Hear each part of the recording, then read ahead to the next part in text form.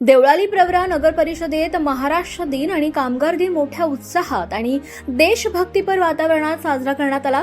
कार्यक्रमाची सुरुवात लोकनियुक्त नगराध्यक्ष सत्यजित कदम यांच्या हस्ते ध्वजारोहणाने झाली। यावेळी मुख्याधिकारी ऋषिकेश पाटील प्रमुख उपस्थित होते। याप्रसंगी नगराध्यक्ष कदम यांनी आपल्या भाषणात महाराष्ट्राच्या विकासात कामगार वर्गाचे महत्त्व अधोरेखित करत त्यांच्या कष्टांमुळेच राज्याची प्रगती शक्य होत असल्याचं सांगितलं।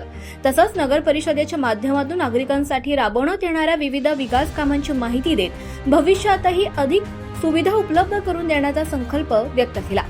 मुख्याधिकारी ऋषिकेश पाटील यांनीही महाराष्ट्र दिन आणि कामगार दिनाच्या शुभेच्छा देत नगर परिषदेच्या सेवा अधिक प्रभावी करण्यासाठी प्रशासन कटिबद्ध असल्याचं नमूद केलंय।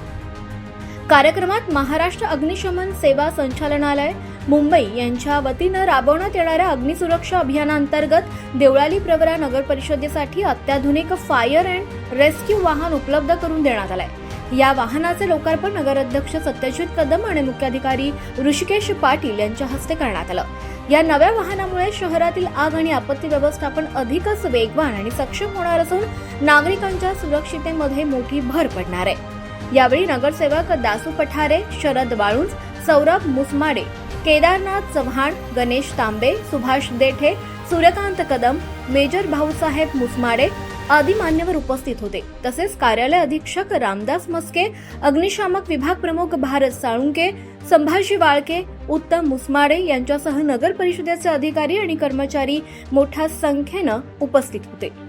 आवाज जनतेचा, लढा सर्वसामान्य जनतेच्या न्याय हक्कांसाठी।